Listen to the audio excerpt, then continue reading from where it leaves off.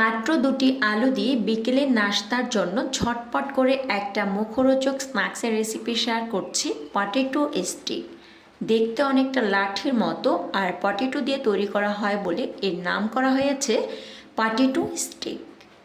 Without any hassle and খুবই short টাইমে এই নাস্তাটা তৈরি করে নেওয়া যায়। So let's get cooking and welcome back to Dilshaharaj world.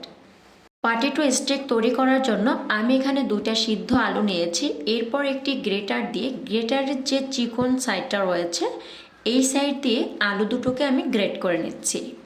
আলু গ্রেটের কাজটা আপনি চাইলে একটা ম্যাশার অথবা হাত দিয়েও কিন্তু খুব ভালো করে ম্যাশ করে নিতে পারেন, তবে আলুটা গ্রেট করে নিলেই কিন্তু সবচেয়ে বেশি স্মুথ হয়।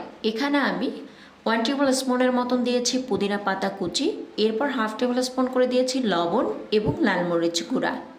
আজকের স্ন্যাক্সে আমি এমন একটা মশলার ব্যবহার করব যেটা ব্যবহার করার কারণে আপনার স্ন্যাক্সের টেস্ট এবং ফ্লেভার দুটোই কিন্তু খুব রিচ করবে। সেটা হচ্ছে ম্যাগি স্বাদে ম্যাজিক।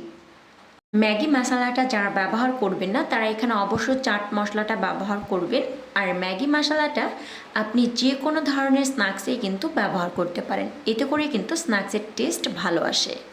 আলুর বাইন্ডিংটা ধরে রাখার জন্য আমি এখানে প্রায় 1/2 কাপের মতন চালের গুঁড়ার ব্যবহার করেছিলাম।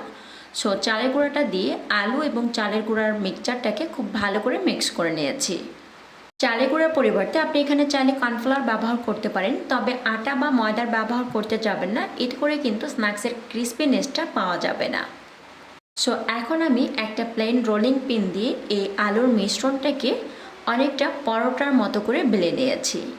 তো এখন আমি একটা নাইফের সাহায্যে পটেটো স্টিকগুলোকে কেটে নিচ্ছি। আমি অনেকটা মোটা করে শেপ দিচ্ছি, আপনি চাইলে এর থেকেও কিন্তু থিন করে কেটে নিতে পারেন। সো এখন আমি এখান থেকে একটা করে স্টিক নেব আর গরম তেলে ফ্রাই করে নেব।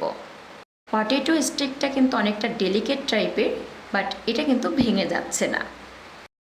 আপনি চাইলে এরকম স্টিকের মতো শেপ না দিয়ে আপনার পছন্দ মতো যে কোনো ধরনের শেপেই কিন্তু এই স্ন্যাক্সটা কেটে নিতে পারেন। হাই হিটে তেল গরম করে নিয়েছি, এখন আমি স্ন্যাক্সগুলো দিয়ে দিচ্ছি। স্ন্যাক্সগুলো দেওয়ার পর চুলার আঁচকে হাই এবং মিডিয়ামের মাঝামাঝি রেখে স্ন্যাক্সগুলোকে ভেজে নেব। এর ভেতরটা কুক হওয়া নিয়ে কোনো টেনশন নেই, যেহেতু এটা সিদ্ধ করা আলু দিয়ে তৈরি করা। স্ন্যাক্সগুলোকে এপিট ওপিট করে একটা লালচে ব্রাউন কালার না আসা পর্যন্ত মুচমুচো করে ভেজে নিচ্ছি। এই স্ন্যাক্সটা কিন্তু ভীষণ কালারফুল আর খেতে ভীষণ ভালো লাগে। সো এটা বাচ্চাদের টিফিন বা ইভিনিং স্ন্যাক্সের জন্য অথবা চায়ের জন্য ঝটপট করে তৈরি করে নেওয়া যেতে পারে। সো স্ন্যাক্সের ফার্স্ট ব্যাচ ভেজে নিয়েছি, সেম প্রসেসে দ্বিতীয় ব্যাচটাও কিন্তু ভেজে নেব। সেম রেসিপি ফলো করে যদি বাসায় তৈরি করে থাকেন তাহলে অবশ্যই কমেন্ট বক্সে জানাতে ভুলবেন না এর টেস্টটা আপনাদের কাছে আসলে কেমন লেগেছে। স্ন্যাক্সের সাউন্ড একটু দেখিয়ে দিচ্ছি এটা কতটা ক্রাঞ্চি অ্যান্ড লোভনীয়। আপনারা দেখছিলেন দিলশাহারাজ ওয়ার্ল্ড। এরকম সুন্দর সহজ এবং সুস্বাদু রেসিপি পেতে অবশ্যই দিলশাহারাজ ওয়ার্ল্ডের সাথেই থাকবেন। ভিডিওটি ভালো লাগলে একটি লাইক করবেন এবং চ্যানেলটিতে সাবস্ক্রাইব করে পাশে থাকার আমন্ত্রণ করছি। আল্লাহ হাফিজ।